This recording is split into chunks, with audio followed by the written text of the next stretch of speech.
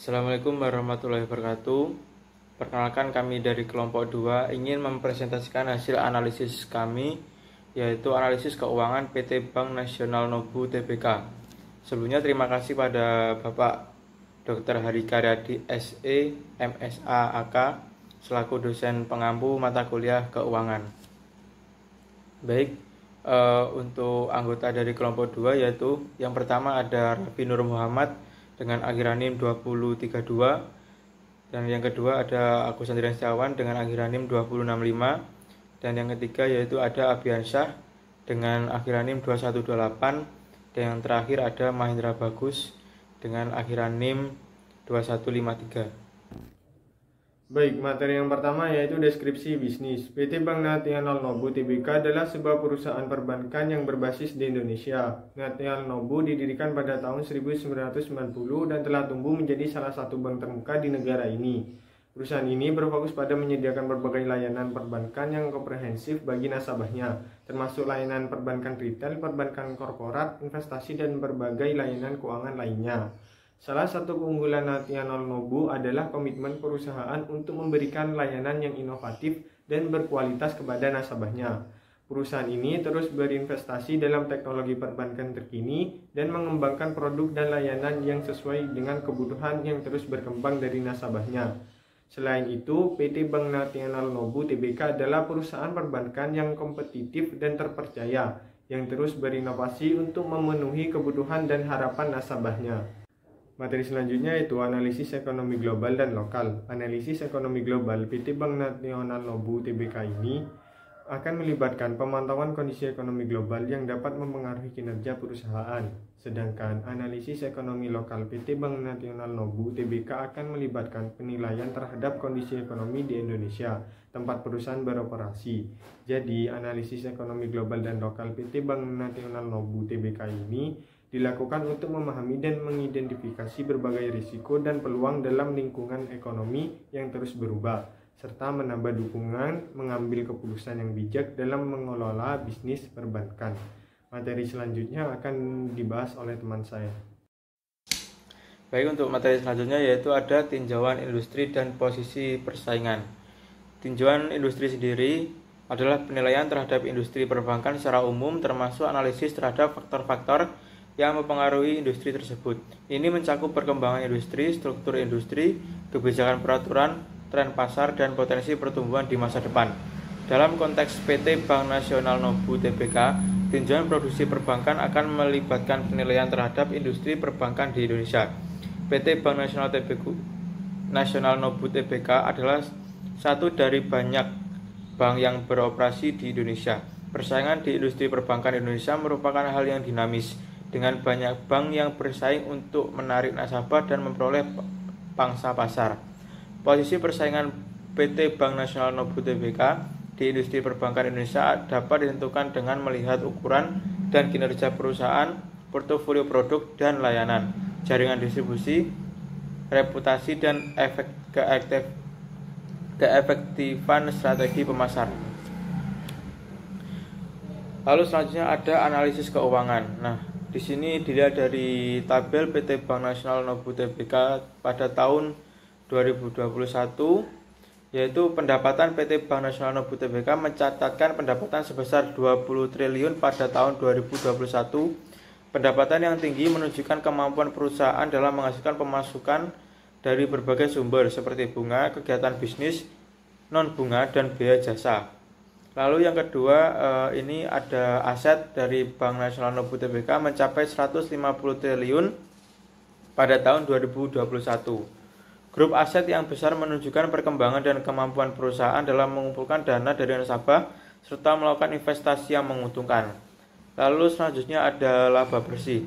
Nah, di sini PT Bank Nasional Nobu Tbk mencatat laba bersih sebesar 2 triliun pada tahun 2021. Laba bersih yang positif menunjukkan keuntungan yang dihasilkan setelah mempertimbangkan semua biaya dan pengeluaran yang dikeluarkan. Lalu selanjutnya ada ROA atau Return on Asset. PT Bank Nasional Nobu Tbk memiliki ROA sebesar 1,33% pada tahun 2021. ROA ini menunjukkan efisiensi perusahaan dalam menghasilkan laba dari penggunaan aset yang dimiliki. Semakin tinggi ROA, maka semakin baik efisiensi penggunaan aset oleh perusahaan. Lalu selanjutnya ada ROE atau Return of Equity, yaitu Bank Nasional Nobu Tbk memiliki ROE sebesar 12,5% pada tahun 2021. ROE ini menunjukkan tingkat pengembalian investasi yang diterima oleh pemegang saham.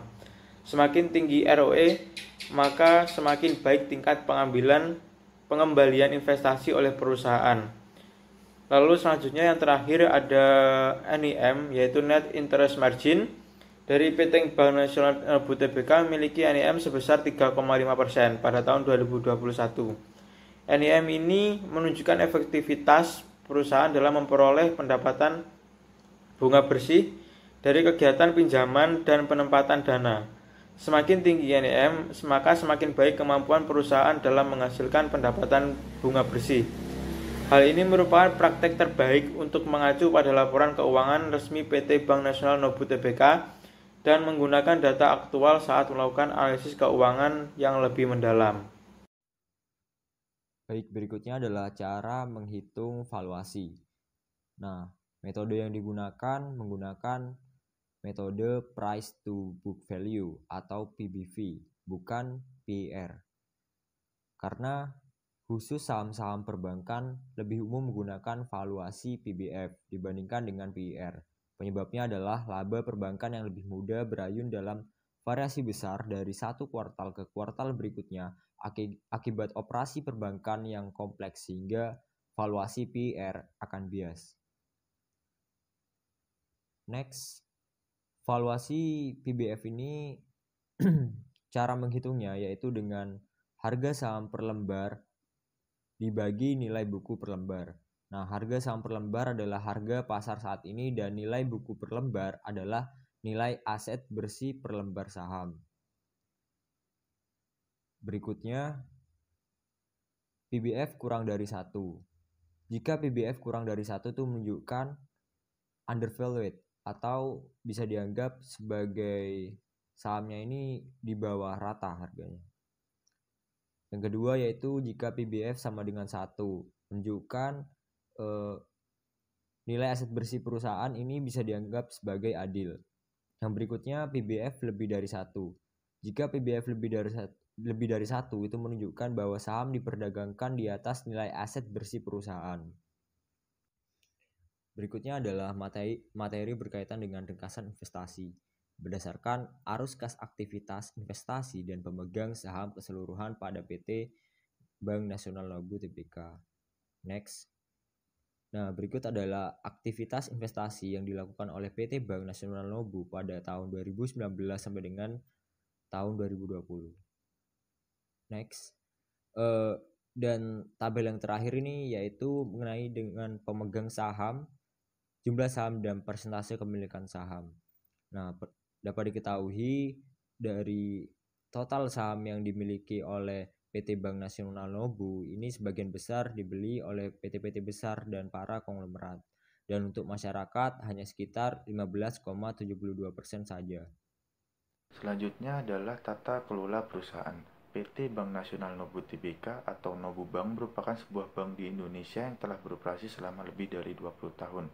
Pendekatan mereka dalam tata kelola perusahaan dijelaskan dalam laporan pelaksanaan tata kelola perusahaan yang mereka buat. Dalam mengembangkan panduan tata kelola perusahaan, perusahaan mengikuti peraturan yang berlaku termasuk adalah Undang-Undang Perseroan Terbatas Nomor 40 Tahun 2007 dan Undang-Undang Pasar Modal Nomor 8 Tahun 1995. Mereka juga mengikuti peraturan yang ditetapkan oleh Otoritas Jasa Keuangan. Nobu Bank menyediakan laporan tahunan tentang penetapan tata kelola perusahaan yang mereka buat. Penilaian mari ini dilakukan sesuai dengan peraturan OJK tentang tata kelola perusahaan untuk bank komersial. Lalu ada beberapa poin tata kelola perusahaan Bank Nasional Tbk. Yang pertama adalah ada Dewan Direksi, memastikan keberadaan Dewan Direksi yang independen, kompeten, dan bertanggung jawab dalam mengambil keputusan strategis dan mengawasi operasional perusahaan. Selanjutnya kedua adalah kepemilikan saham, memastikan bahwa kepemilikan saham dalam perusahaan mendistribusikan secara adil dan proporsional, termasuk menghindari terjadinya konflik kepentingan. Yang ketiga adalah pengungkapan informasi, memastikan keterbukaan dan transparansi dalam pengungkapan informasi kepada pemegang saham dan publik, termasuk laporan keuangan, risiko, dan hal-hal penting lainnya. Yang keempat adalah etika bisnis, menegakkan standar etika bisnis yang tinggi, termasuk pencegahan korupsi, konflik kepentingan, penyuapan, dan praktik yang melanggar hukum. Yang kelima adalah pengelolaan risiko, memastikan adanya sistem pengelolaan risiko yang baik untuk mengidentifikasi, mengukur, mengendalikan, dan melaporkan risiko yang dihadapi oleh perusahaan.